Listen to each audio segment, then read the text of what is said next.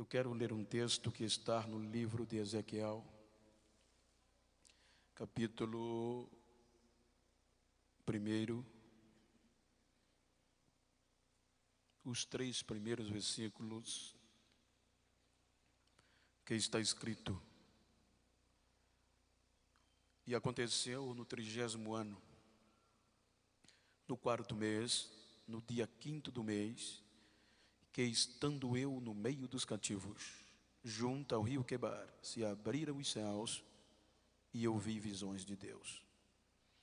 No 5º dia do mês, no 5º ano do cativeiro do rei Joaquim, veio expressamente a palavra do Senhor a Ezequiel, filho de Buzi, o sacerdote, na terra dos caldeus, junto ao rio Quebar, e ali esteve sobre ele a mão do Senhor. Amém? Amados, se trata de um trabalho jovem e com um patamar tão bem sugestivo, onde aborda a excelência, o poder de observar a palavra de Deus. Bem verdade que o texto em apreço, ele está no diretivo direto, quando o texto diz como purificar o jovem o seu caminho.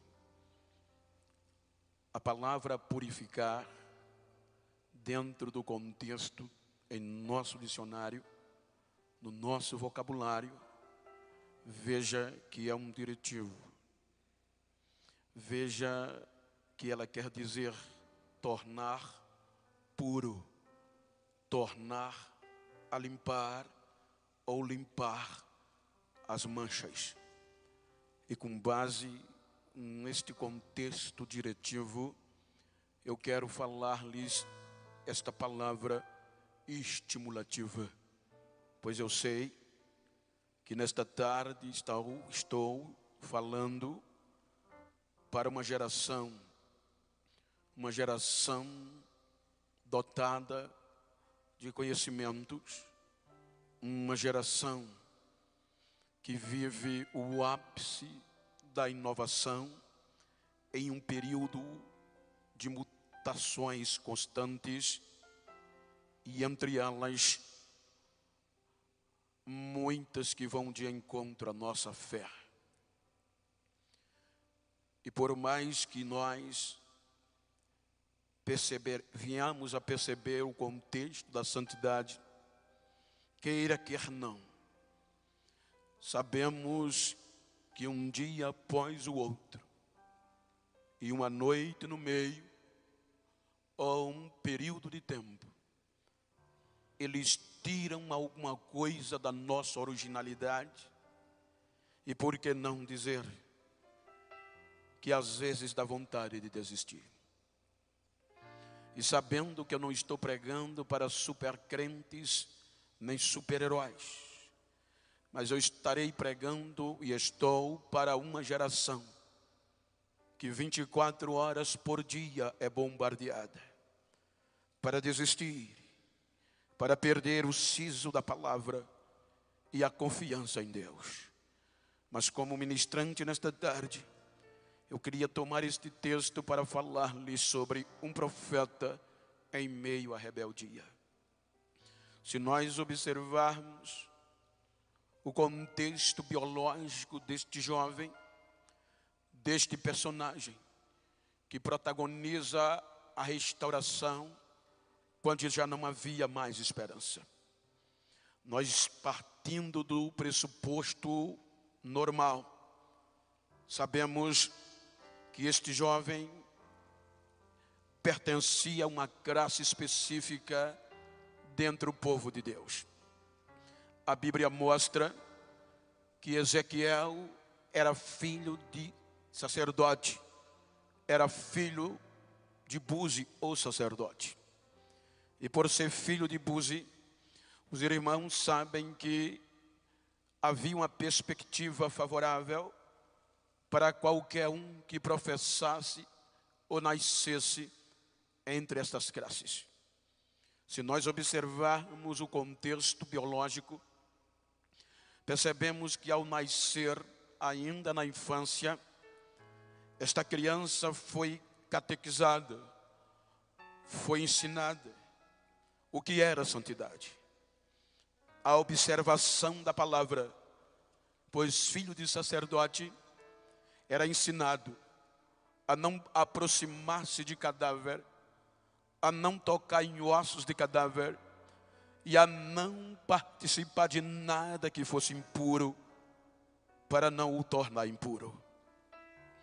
Então, como filho de sacerdote, este jovem, desde a tenra idade, foi estimulado, foi ensinado em ser santo, em dar prioridade à palavra de Deus.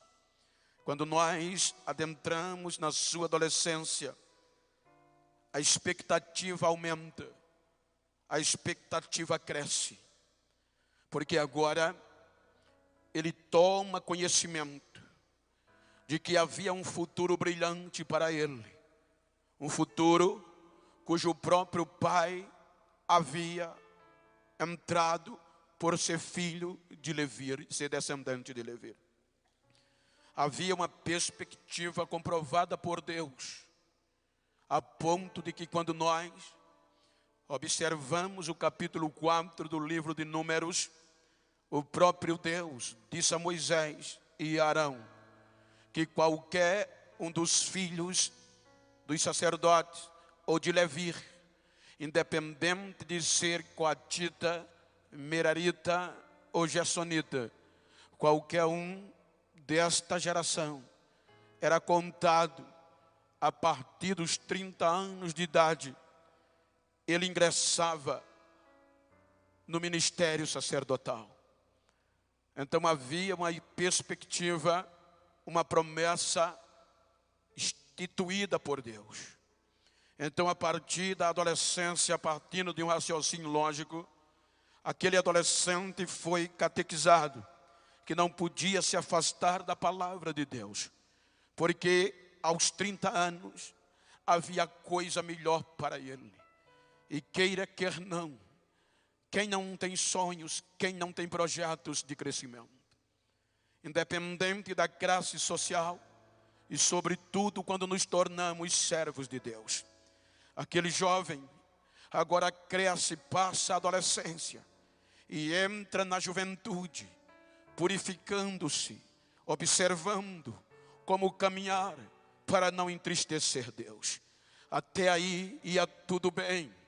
Vejam que a Bíblia nos mostra que era aos 30 anos de idade, que era o ápice, que era a oportunidade.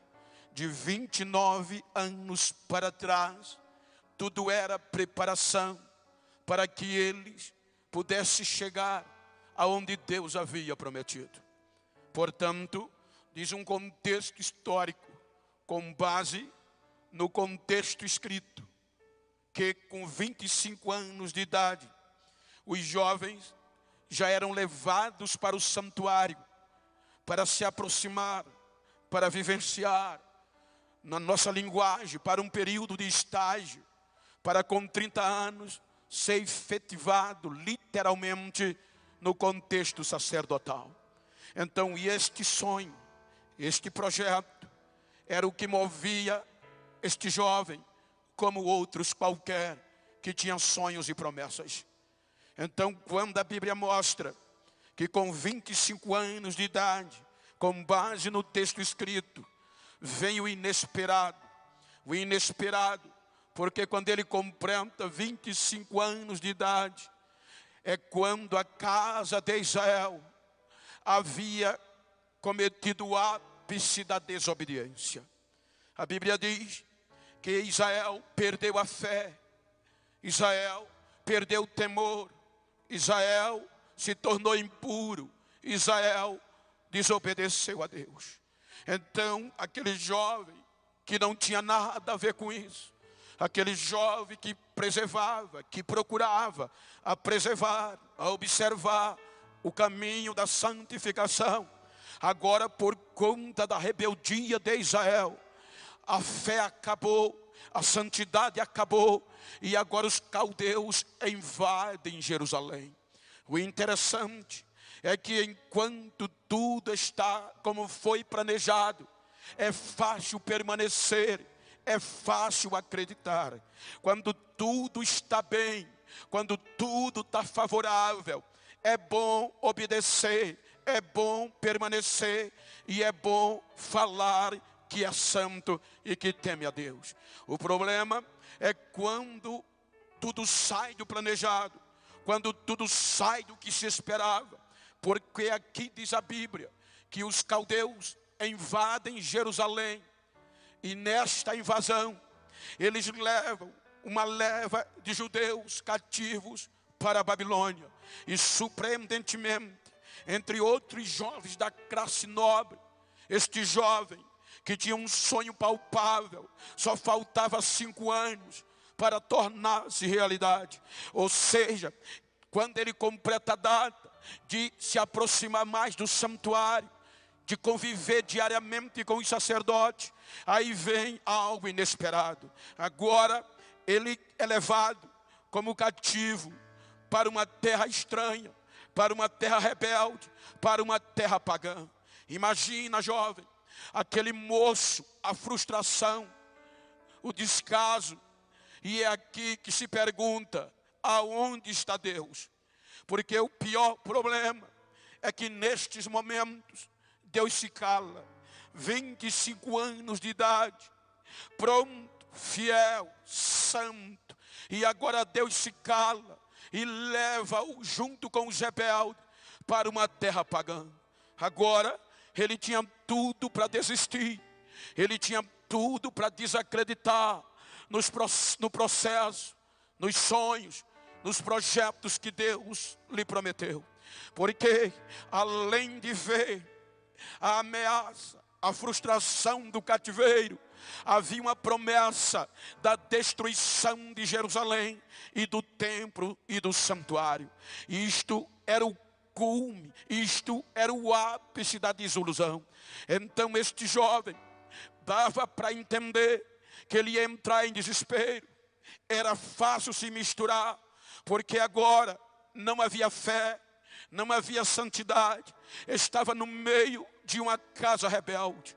Ele tinha tudo, longe do pai, longe da mãe, partindo do pressuposto lógico, longe da família, no meio dos cativos, no meio da casa rebelde, mas Deus em silêncio. E este jovem, queira que não, num propósito normal, ele foi desestimulando, porque era ser humano. Então eu quero tomar por base essa história para trazer uma mensagem estimulativa.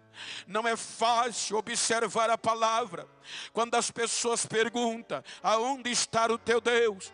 Cadê? Te preparaste toda a adolescência, toda a infância, preparasse a juventude, e agora tudo cai por terra. Agora é hora de você deixar de acreditar, abrir mão dos teus sonhos, abrir mão desta proposta. E justamente na época que nós estamos vivendo, e justamente na época que vós, esta geração, está palmilhando, aonde tudo tem que sejar. Porque a correria, o imediatismo é quem predomina.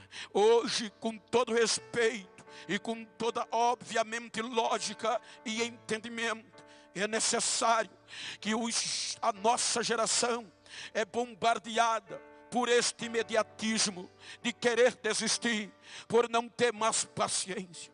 Porque o contexto midiático tem nos levado a acreditar que se Deus não faz agora, que se Deus se cala, é melhor desistir, porque tudo estará acabado. Mas não é bem assim. Deus não se esquece das promessas.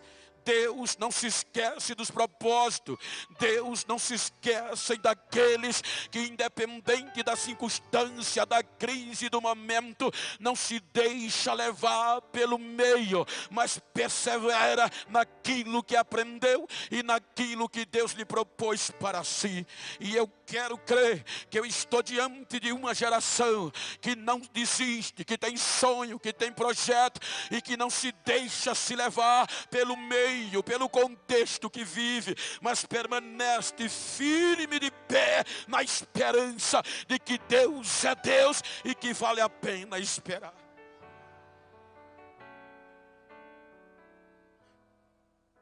Estamos vivendo dias de muitas desilusões. Eu digo como experiência, não como crítica destrutiva, mas construtiva. Eu sou abordado por muitos jovens, na rua, nas igrejas, no telefone. Jovens desesperados, que ligam para mim dizendo: pastor, eu pensei que Deus tinha me chamado. Eu pensei que eu tinha chamada. Eu larguei tudo, pastor. Eu me dediquei. E parece que Deus não está ouvindo. Meu filho, quantos anos você tem? Tenho 20, pastor. Tenho 22. Tenho 18. Está estudando? Estou não. Está trabalhando? Ainda não. Estuda, filho. Trabalha. Porque o que Deus prometeu, ninguém toma, é teu. O tempo não rouba. Não queira viver sonho de ninguém. Viva os seus sonhos, as suas experiências. Porque Jeremias disse, capítulo 17, versículo 11. Ele disse que a ganância, a usura, desaparece. Ele diz: não hajam, não se comporte como as perdizes, que chocam ovos que não são seus. E com o passar do tempo, ela fica sem eles. Porque as perdizes, na maioria das espécies, o macho é quem choca. As perdizes têm uma espécie que ela não consegue pôr ovos. E o que é que ela faz? Ela sai procurando ovos de outras, rouba do ninho, coloca no seu ninho e começa a chocar os ovos dos outros. Ela choca, as perdizinhas nascem e até as acompanha. Mas com o passar do tempo, as perdizes novas ouvem as mães verdadeiras cantar à distância, e elas deixam aquelas que chocaram e correm para a mãe verdadeira. Ou seja, viva os seus próprios sonhos e eles nunca vão sair de você. Viva os seus próprios projetos, independa do que independer, Deus nunca vai desistir de você, porque Ele é fiel. Ele se enclausura. Tinha tudo para desistir. Deus silenciou. E o jogou na vergonha. Eu costumo dizer, e hoje propositalmente,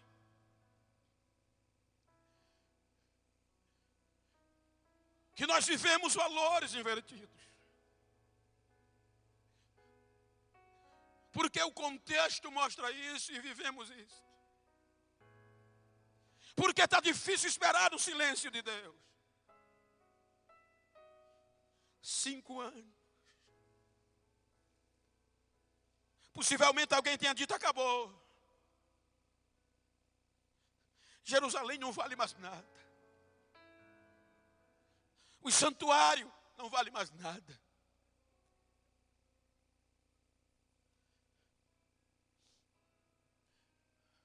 Hoje, gente, eu estou dizendo isso de forma construtiva, entenda. Não generalizo, mas nós somos movidos pelo poder midiático.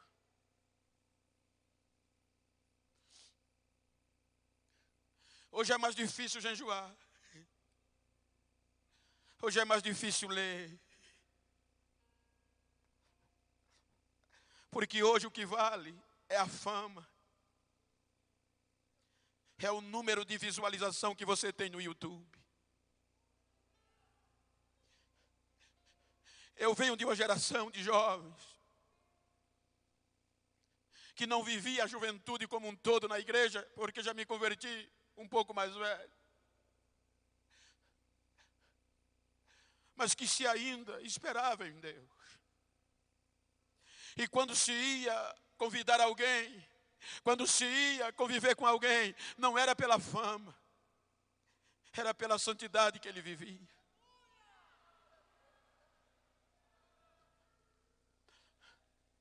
Estamos vivendo um contexto que não se convida nada contra, muito pelo contrário, é experiência construtiva. Em um contexto que não se preocupa mais se você é crente, se você é santo ou se deixou de ser. O importante é que você arraste gente, multidões, isto vale, não importa o preço que custe. Mas eu louvo a Deus que ainda tem uma geração que se preocupa com a santidade, independente do contexto, não se corrompe. 5 anos se passam e não dá para desistir.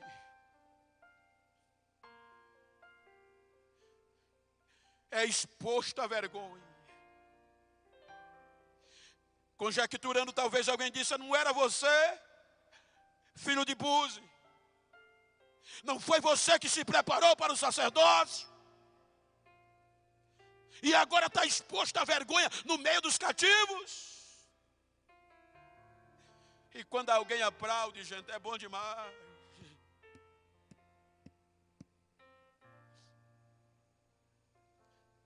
Quando a agenda abre, é bom demais.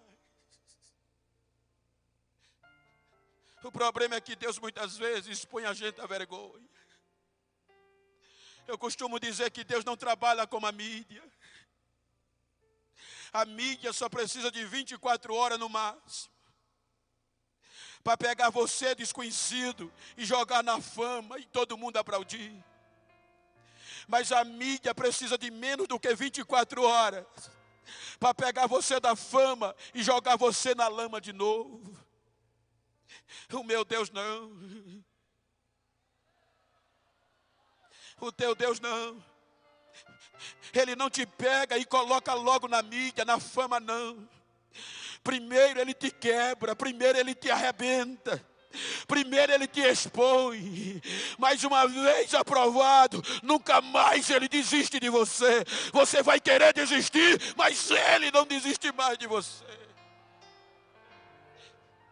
Então diga para quem está ao seu lado: não desista. Espera no silêncio.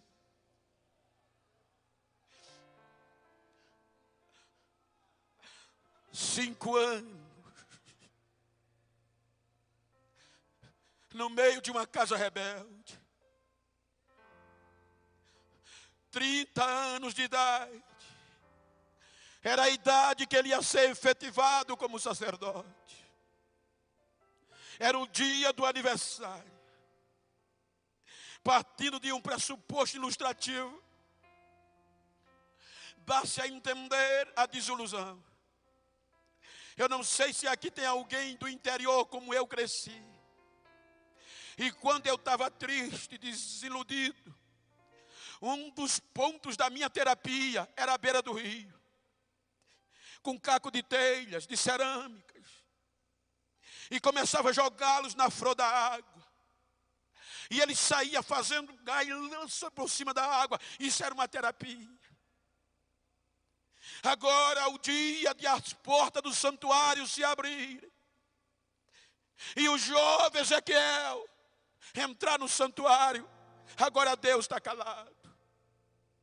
Então ele vai para a beira do rio, partindo desse pressuposto ilustrativo, cabisbaixo, talvez lamentando. Acabou, era hoje.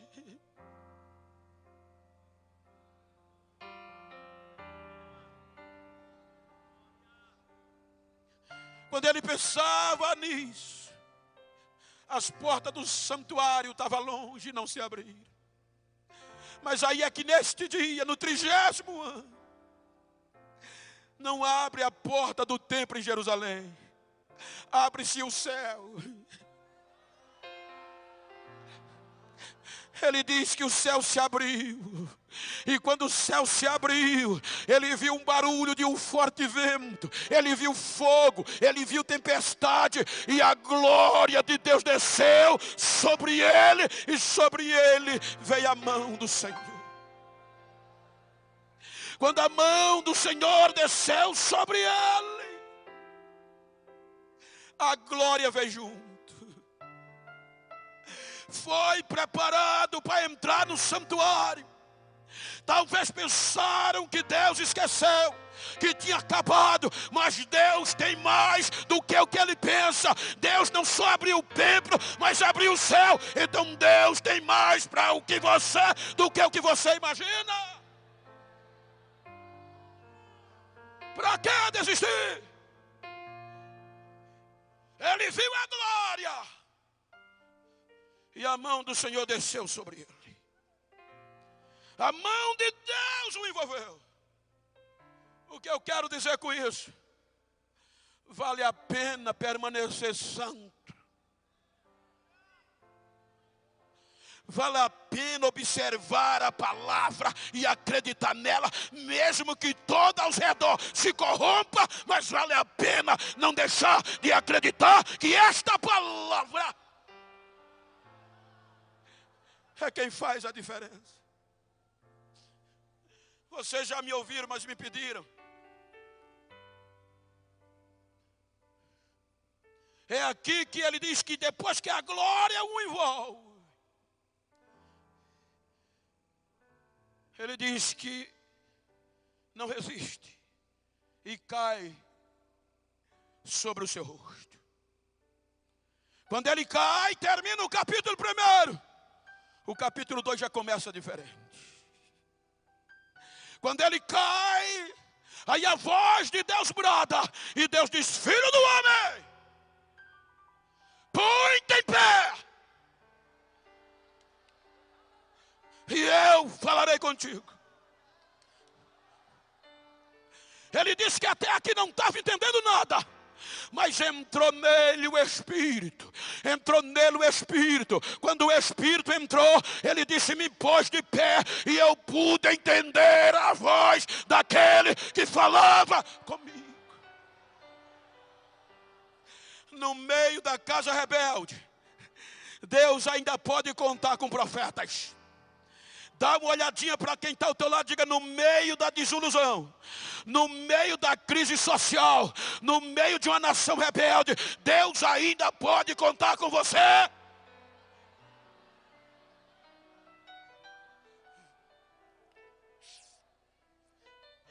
Acredite, vale a pena. Eu digo isso como testemunho para a juventude.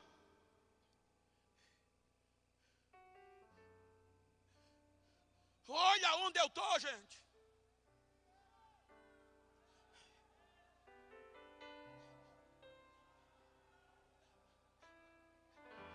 Talvez a maioria aqui não saiba o que é passar noites dormindo debaixo de pneu de máquinas, ao relento. Talvez a maioria aqui não saiba o que é não ter prazer de comer carnes de boi, só beber o caldo no domingo, meio-dia. Talvez a maioria que não saiba como é castigante e pejorativo, mesmo no orgulho, com 12 anos, você levantar uma latinha de leite vazia, com cuscuz, charque gorduroso. E por volta de 9, 10 horas da manhã, você vai tomar café. Quando tira a tampa, a pressão é tamanha que a tampa explode.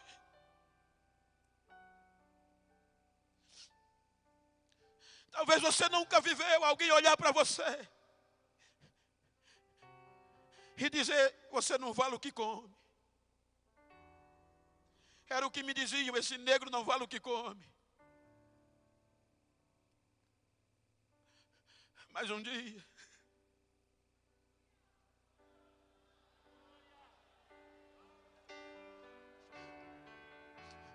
a maioria dizia: esse negro não vale o que come. Mas um dia, um só crente disse: eu conheço alguém que acredita em você.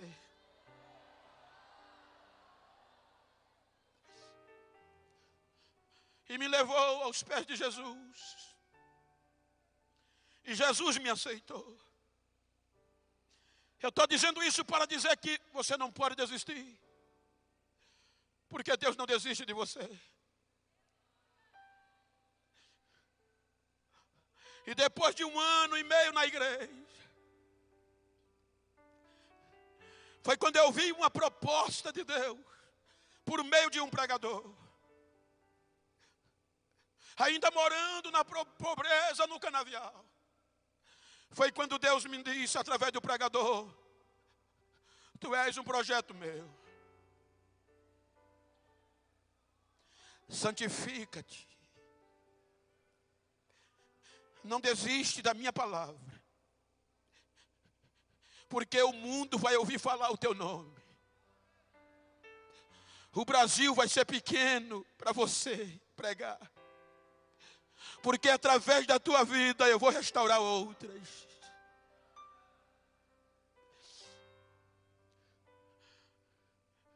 Três dias depois, eu fui impactado pelo que eu não esperava.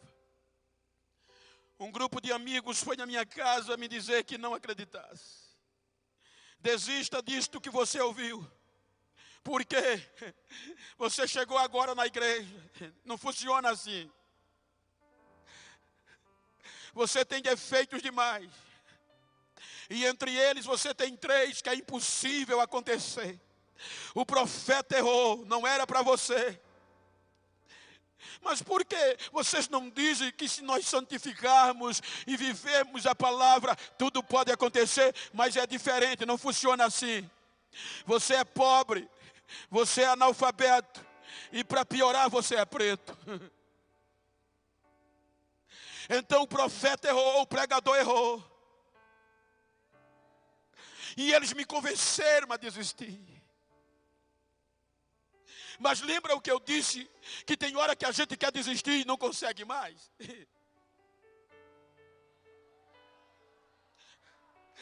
Dá uma olhadinha para quem está ao teu lado e diga: não adianta correr, meu filho. Se correr, ele te acompanha. Se esconder, ele te acha.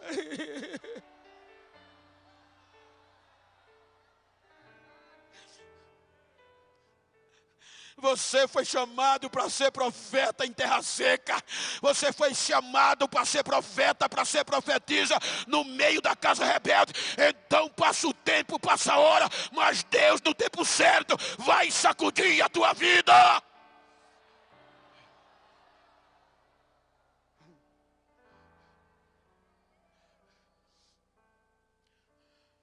E eu disse: nunca mais eu entro numa igreja. E resolvi orar o último dia, a última vez, eu vou entrar numa igreja de crente. Eu pensei que só era lá fora, mas aqui dentro também tem.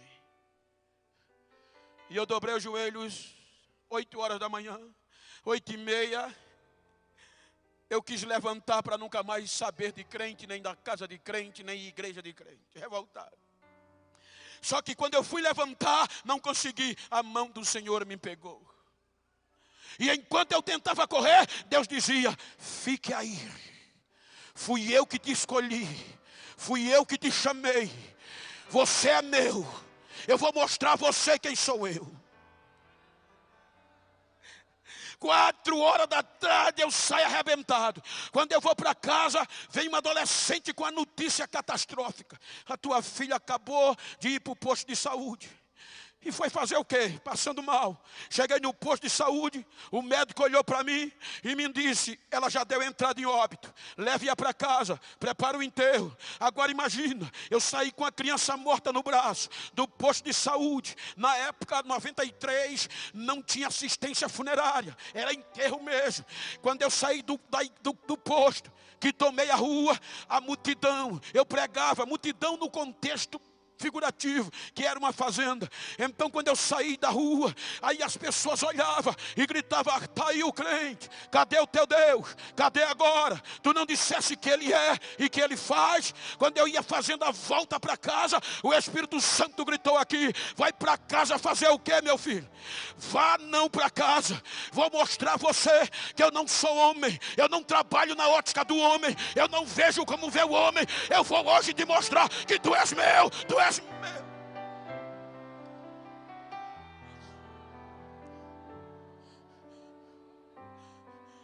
Passei direto para a igreja,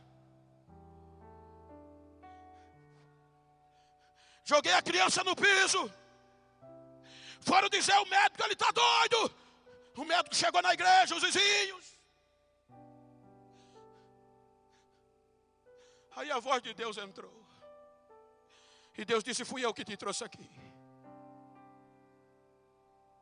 E eu te trouxe aqui para dizer que eu não desisto de você. Você é meu. E para você saber quem sou eu, olha o que eu estou fazendo. Não deu 3 segundos, a menina começou a se movimentar. Com 10 segundos, a menina deu um salto no meio da igreja e começou a dar glória a Deus no meio da igreja. O médico sem entender, a enfermeira sem entender, os vizinhos sem entender, o médico arregala os olhos: o que é que houve? Eu enchi o peito e disse a ele: o Senhor disse que o meu sonho acabou, meu projeto acabou, mas Deus ainda vive, Jesus ainda vive e faz.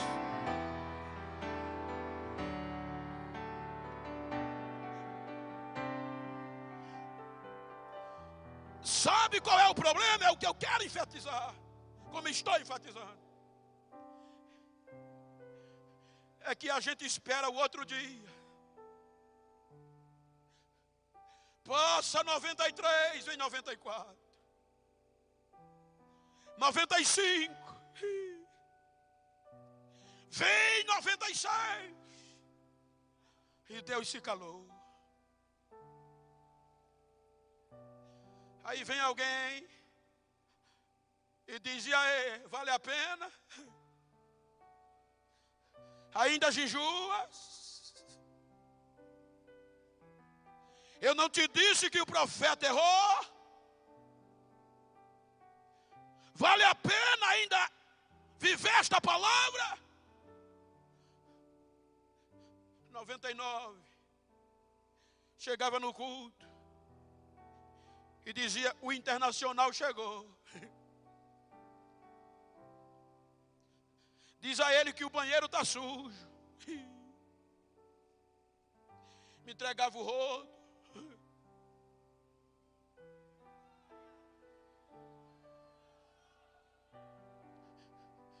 E lá estava eu.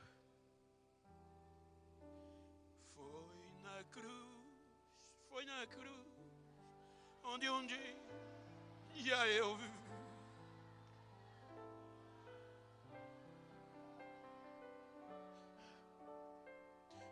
Dormiu, chegou, ainda está firme. 2007 chegou. Eu não te disse que era balela, desistisse. 2009 chega. Dentro do canavial, o telefone toca. Alô?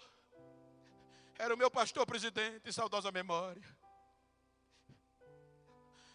Você vai ser um dos pregadores da convenção de Alagoas. Mas como ele me descobriu?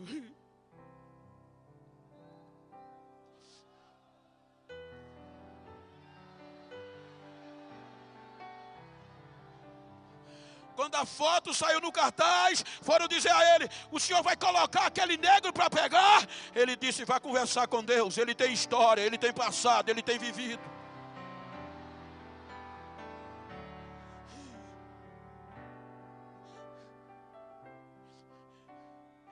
Preguei, me abraçaram, me beijaram. 2011 o telefone volta a tocar. E agora já não era mais alô. Hello?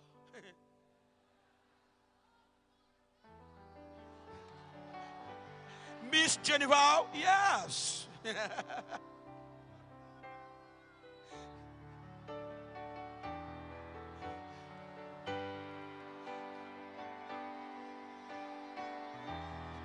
Vale a pena não desistir.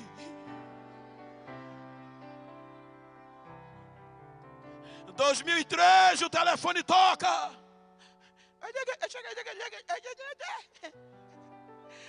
Arigato.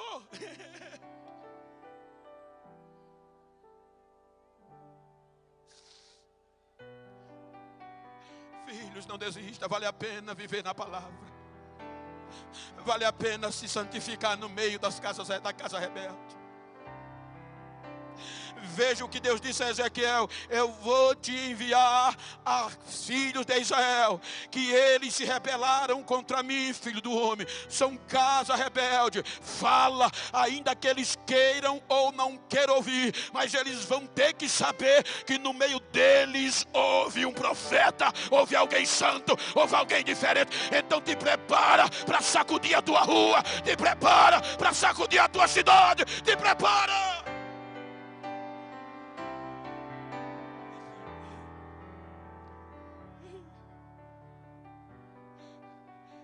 Ele não trabalha como um homem.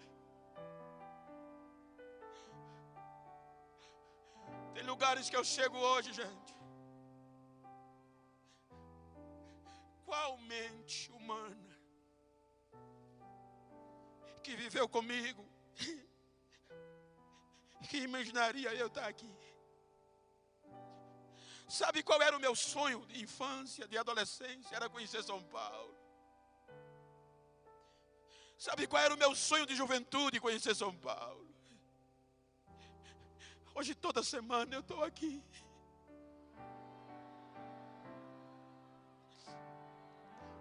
Tem países que eu chego,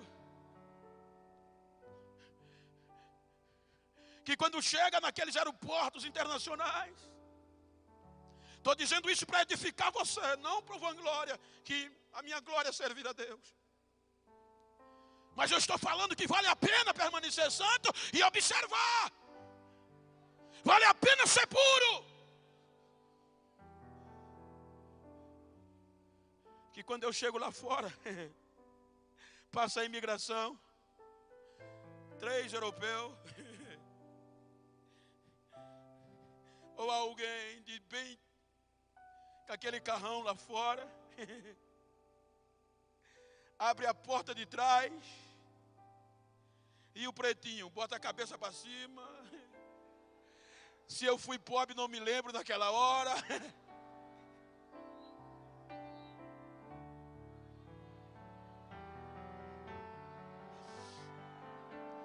E quando chego nos cultos, às vezes eu fico cabisbaixo, porque aqui eu estou feliz demais, que eu olho para a direita, tem um preto, olho para frente, tem preto, olho para ali, tem preto.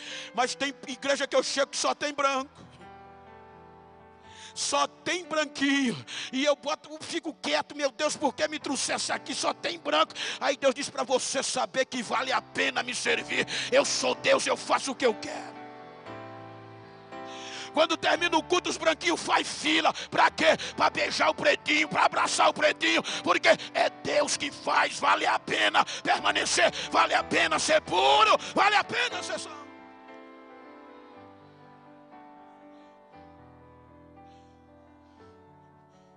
Como purificar ao jovem o seu caminho? Veja que o texto está dizendo: só se purifica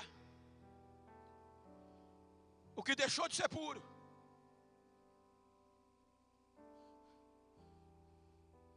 Esta palavra, no contexto hebraico, está relacionada com trilha, com caminhos.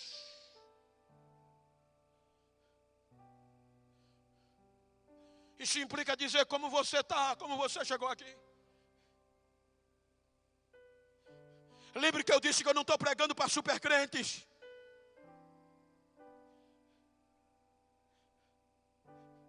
Como pode purificar o mancebo, ao jovem o seu caminho? Não tem outra alternativa, segundo o Salmo, a não ser a palavra.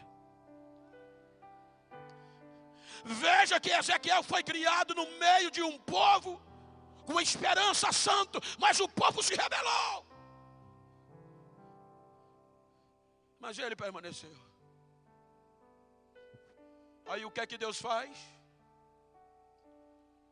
Foi criada a não tocar em cadáver nem ossos. Aí a Bíblia diz que Deus lhe dá uma visão, porque ele não podia ir, ele não queria ir. Porque a visão de Deus era restaurar, era purificar. E nada é puro a não ser pela palavra. Aí ele diz que Deus lhe deu uma visão. E na visão, Deus pega ele em espírito e o leva no meio de um vale cheio de ossos, que era símbolo daquela nação. E quando chega no meio do vale, Deus coloca ele. Agora me explica uma coisa. Eu acho lindo isso aqui. Como é que um homem preparado, um jovem cheio, ensinado a não tocar em ossos, agora vai para o meio do osso de um vale e não pisa em nenhum osso sequer? O segredo não estava em Ezequiel, o segredo estava no vale. Ou seja, você pode ter chegado aqui só o pedaço, meu filho, só os cacos, mas esse congresso é para purificação. Purificar é tornar puro. Então diga para quem está ao seu lado: eu posso ter chegado só aos cacos, mas ninguém vai me pisar. Eu tenho dono, eu sou propriedade, eu tenho esperança.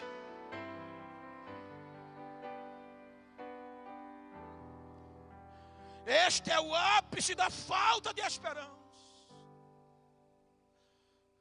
Segundo a história judaica, diz que era praxe quando acabava a esperança. Porque a fé, a esperança dos judeus estava baseada em quê? Na palavra. E para eles a palavra estava na medula óssea, no tutano.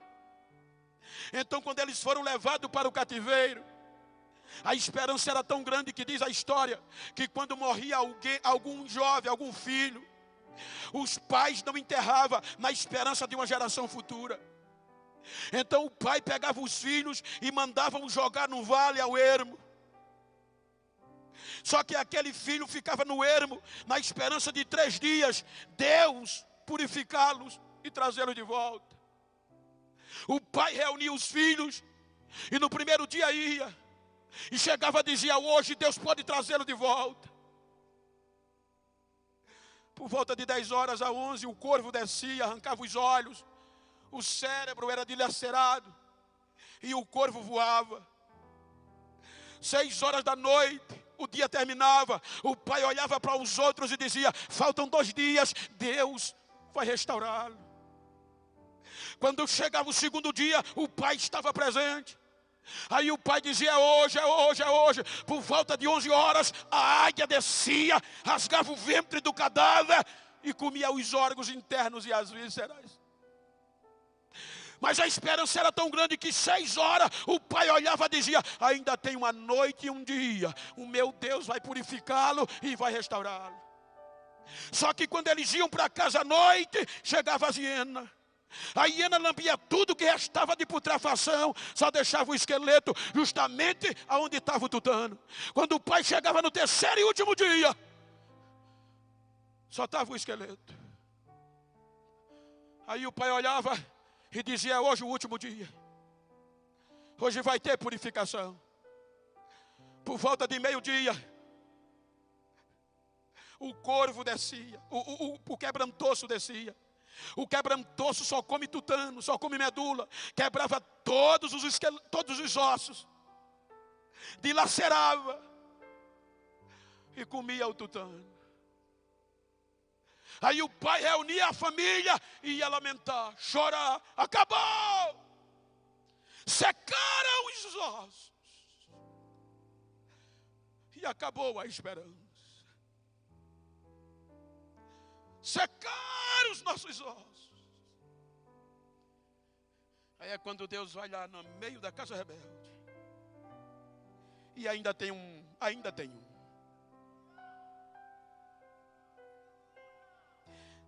Diga comigo, ainda tem, pastor.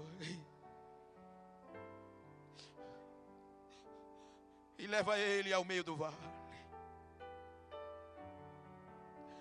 Rodeia o vale. E fala a minha palavra. Diga para eles que eu vou trazer tudo de volta. Eu vou trazer carne, vou trazer nervo, vou trazer tendões, vou cobrir de pele e vou encher do meu espírito. E eles voltarão a viver. Então este jovem agora no meio da casa rebelde começa a pregar: ossos secos, ouve a voz do Senhor. O que eu acho interessante é que a anatomia do corpo humano diz que o nosso corpo adulto é de 216 ossos aproximadamente, ou precisamente. E os menores estão no ouvido. O poder da purificação pela palavra foi tão grande que não começou pelos grandes, começou pelos menores. Abigor no martelo ouviu o barulho da voz e numa conjectura começou a bradar no meio do vale: tíbia, caixa torácica, crânio, o Senhor dos Exércitos está chamando. Estamos ouvindo a sua palavra. É hora de se purificar, é hora de voltar, é hora de voltar.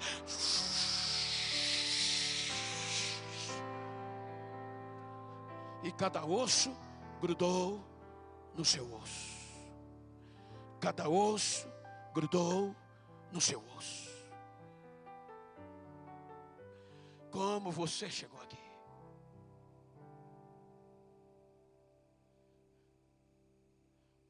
Como purificará o jovem? Você não é super crente, nós não somos. Mas uma coisa, como profeta de Deus, eu estou aqui nesta tarde para te dizer: Deus não desiste de você. Fique de pé por um instante.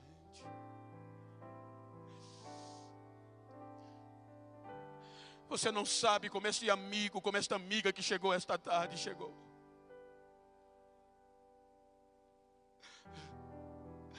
Mas dá uma olhadinha para ele, dá uma olhadinha para ela. E carinhosamente diga para ele, diga para ela: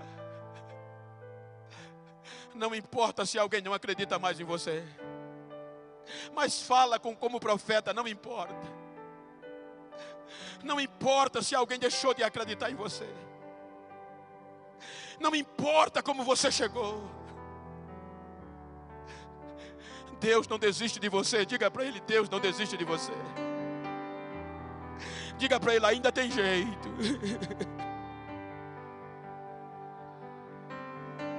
Abraça ele por um minuto, abraça ela. Chora um pouquinho com ele, chora um pouquinho com ela. Diga para ele: Deus não desiste de você. Ainda tem jeito, ainda tem jeito. A palavra ainda purifica, ainda tem jeito. Deus não desistiu de você.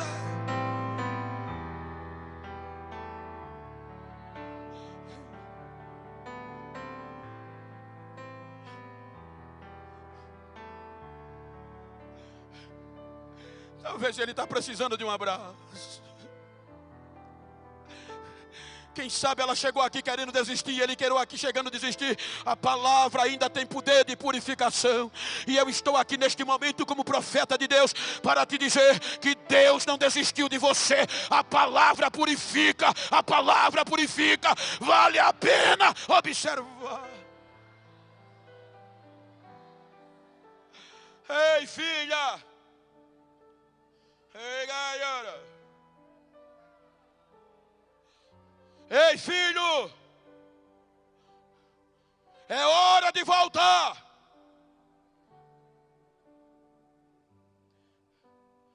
Eu te conservei estes dias, aonde pediram a tua alma.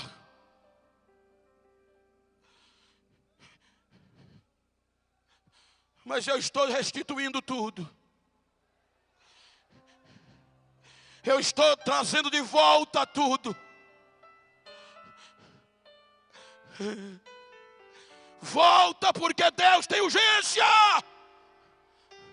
Eu quero saber o primeiro filho afastado para voltar hoje aqui. Eu quero saber a primeira pessoa afastada para voltar para casa hoje aqui. Deus está devolvendo hoje o que você perdeu. Sai do teu lugar e vem. Vem, filha. Vem, filha.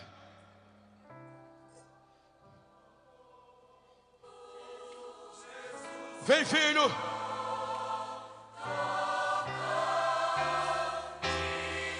Deus não desiste de você.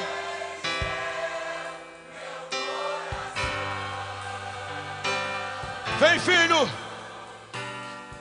Hoje é dia de retorno. Hoje é dia de retorno. Hoje é dia de se consertar. Hoje é dia de purificação. Cadê a primeira vida? Traz ela aí. Cadê o primeiro jovem? A primeira jovem? Cadê você?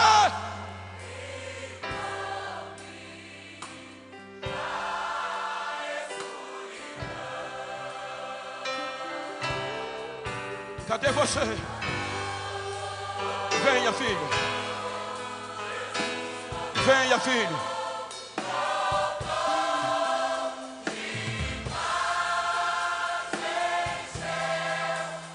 Venha, filhos. Venha, filhos. Venha, filhos. Vai trazendo, vai trazendo, vai trazendo. Diga para ele, diga para ela, pode estar aí pertinho de você, que Deus não desiste, Deus não desiste. Parecia estar tudo acabado para Ezequiel.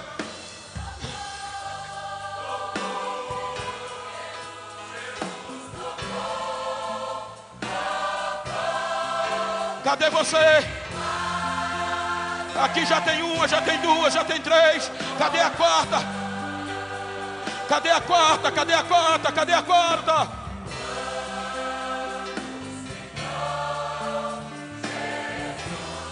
Cadê você? Cadê você, filho?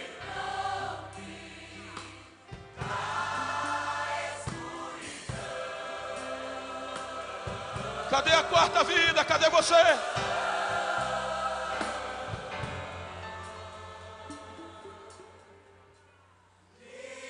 Venha. A quarta está vindo. Cadê a quinta vida? A quarta está chegando.